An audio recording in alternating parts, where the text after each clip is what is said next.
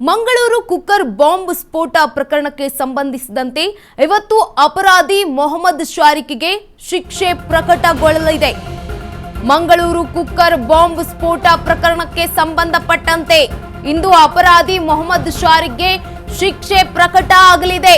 ಶಿಕ್ಷೆ ಪ್ರಮಾಣ ಪ್ರಕಟಿಸಲಿರುವ NIA special court cooker bomb ಸ್ಫೋಟಿಸಿದ ಪ್ರಮುಖ ಆರೋಪಿ ಶಾರಿಕ್ ಕೋರ್ಟ್ ಮುಂದೆ ತಪ್ಪೊಪ್ಪಿಕೊಂಡಿದ್ದ ಉಗ್ರ ಶಾರಿಕ್ 3 ತಿಂಗಳ ಹಿಂದೆ ತಪ್ಪೊಪ್ಪಿಗೆಗೆ ಅರ್ಜಿಯನ್ನ ಸಲ್ಲಿಸಿದ್ದ ಆರೋಪಿ ಶಾರಿಕ್ ಆರೋಪಿ ಅರ್ಜಿ ಪುರಸ್ಕರಿಸಿದ್ದ ಎನ್ಐಎ ಸ್ಪೆಷಲ್ ಕೋರ್ಟ್ ಅಪರಾಧಿಗೆ ಕಠಿಣ ಶಿಕ್ಷೆ ವಿಧಿಸಲು ಎಸ್ಪಿಪಿ ಮನವಿಯನ್ನ ಮಾಡಿಕೊಂಡಿದ್ರು.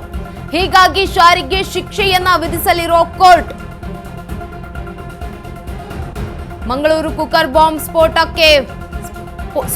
ಪ್ರಕರಣಕ್ಕೆ ಸಂಬಂಧಪಟ್ಟಂತೆ ಇವತ್ತು ಅಪರಾಧಿ ಮೊಹಮ್ಮದ್ ಶಾರಿಕ್ಗೆ ಶಿಕ್ಷೆ ಪ್ರಕಟ ಆಗಲಿದೆ. ಶಿಕ್ಷೆಯ ಪ್ರಮಾಣವನ್ನ ಎನ್ಐಎ ಸ್ಪೆಷಲ್ ಕೋರ್ಟ್ ಪ್ರಕಟಿಸಲಿದೆ. ಕುಕ್ಕರ್ ಬಾಂಬ್ ಸ್ಫೋಟದ ಪ್ರಮುಖ ಆರೋಪಿಯೇ ಈ ಶಾರಿಕ್.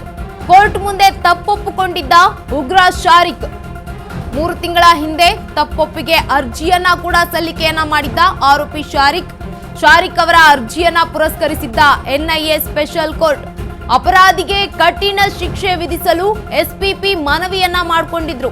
ಹೀಗಾಗಿ ಇಂದು ಶಾರಿಕ್ಗೆ ಶಿಕ್ಷೆಯನ್ನ ವಿಧಿಸಲಿದೆ ಕೋರ್ಟ್. ಮಂಗಳೂರು ಕುಕ್ಕರ್ ಬಾಂಬ್ ಸ್ಫೋಟ ಪ್ರಕರಣಕ್ಕೆ ಸಂಬಂಧಪಟ್ಟಂತೆ ಇವತ್ತು ಆರೋಪಿ ಮೊಹಮ್ಮದ್ ಶಾರಿಕ್ಗೆ ಶಿಕ್ಷೆ ಪ್ರಕಟ ಆಗಲಿದೆ. ಶಿಕ್ಷೆಯ ಪ್ರಮಾಣವನ್ನ ಪ್ರಕಟಿಸಲಿರೋದು ಎನ್ಐಎ ಸ್ಪೆಷಲ್ ಕೋರ್ಟ್. ಏನು ಕುಕ್ಕರ್ ಬಾಂಬ್ ಸ್ಫೋಟ ಪ್ರಕರಣ ಆಗಿತ್ತಲ್ವಾ ಕರ್ನಾಟಕದಲ್ಲಿ, ಆ ಪ್ರಮುಖ ಆರೋಪಿಗೆ ಇವತ್ತು ಕಠಿಣ ಶಿಕ್ಷೆಯ ಪ್ರಕಟ ಆಗಲಿದೆ. 3 ತಿಂಗಳ ಹಿಂದೆ ಈತ ಅರ್ಜಿಯನ್ನ ಕೂಡ ಸಲ್ಲಿಸಿದ್ದ, ತಪ್ಪೊಪ್ಪಿಗೆ ಅರ್ಜಿಯನ್ನ. ಈಗ ಶಾರಿಕ್ ಅವರ ಅರ್ಜಿಯನ್ನ ಪುರಸ್ಕರಿಸಿತ್ತು ಎನ್ಐಎ ಕೋರ್ಟ್.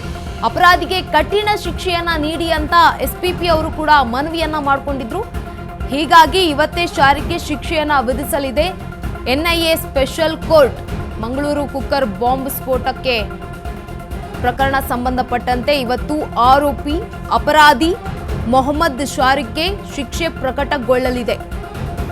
ಶಿಕ್ಷೆಯ ಪ್ರಮಾಣದ ಪ್ರಕಟವನ್ನ ನೀಡುವಂಥದ್ದು ಎನ್ಐಎ ಸೆಷನ್ ಕೋರ್ಟ್ ಮುಂದೆ ತಪ್ಪೊಪ್ಪಿಕೊಂಡಿದ್ದ ಉಗ್ರ ಶಾರಿಕ್ ನಾನೇ ಮಾಡಿರುವಂಥದ್ದು ಅಂತ ತಪ್ಪನ್ನ ಕೂಡ ಒಪ್ಕೊಂಡಿದ್ದ. 3 ತಿಂಗಳ ಹಿಂದೆ ತಪ್ಪೊಪ್ಪಿಗೆಯ ಅರ್ಜಿಯನ್ನ ಕೂಡ ಎನ್ಐಎ ಸ್ಪೆಷಲ್ ಕೋರ್ಟ್ಗೆ ನೀಡಿದ್ರು. ಅಪರಾಧಿಗೆ ಕಠಿಣ ಶಿಕ್ಷೆಯನ್ನ ನೀಡಿ ಅಂತ ಪ್ರಸನ್ನಕುಮಾರ್ ಅವರು ಕೂಡ ಮನವಿಯನ್ನ ಮಾಡಿಕೊಂಡಿದ್ರು. ಹೀಗಾಗಿ ಇಂದು ಶಾರಿಕ್ಗೆ ಶಿಕ್ಷೆಯನ್ನ ನೀಡಲಿದೆ ಕೋರ್ಟ್.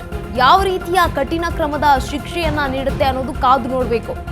ಯಾಕಂತಂದ್ರೆ 100 ಜನರ ಜೀವವನ್ನ ತೆಗೆಯೋದಕ್ಕೆ ಹೋಗಿದ್ದ ಈತ ಮಂಗಳೂರು ಕುಕ್ಕರ್ ಬಾಂಬ್ ಬ್ಲಾಸ್ಟ್ ಪ್ರಕರಣಕ್ಕೆ ಸಂಬಂಧಪಟ್ಟಂತೆ ಪ್ರಮುಖ ಆರೋಪಿ ಈತ.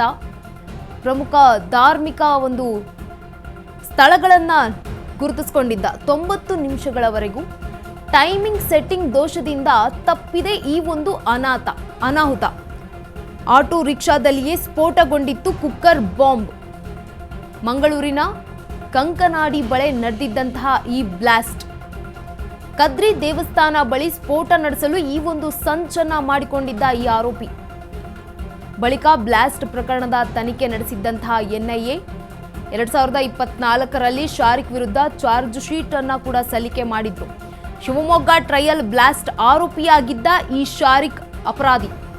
ತುಂಗಾ ನದಿಯ ತಡದಲ್ಲಿ ನಡೆದಿದ್ದಂತಹ ಟ್ರಯಲ್ ಬ್ಲಾಸ್ಟ್ ಪ್ರಕರಣದ ಪ್ರಮುಖ ಆರೋಪಿಯಾಗಿ ಗುರುತಿಸಿಕೊಂಡಿದ್ದು ಮೊಹಮ್ಮದ್ ಶಾರಿಕ್. 2022ರ ನವೆಂಬರ್ 19ರಂದು ನಡೆದಿದ್ದಂತಹ ಸ್ಫೋಟ ಇದು. ಸಂಜೆ 4:30ರ ಸುಮಾರಿಗೆ ಕುಕ್ಕರ್ ಬಾಂಬ್ ಸ್ಫೋಟಗೊಂಡಿತ್ತು. ಪ್ರಮುಖ ಧಾರ್ಮಿಕ ಕೇಂದ್ರವನ್ನ ಗುರಿಯಾಗಿಸಿ ಸಂಚನ್ನ ರೂಪಿಸಿದ್ದ.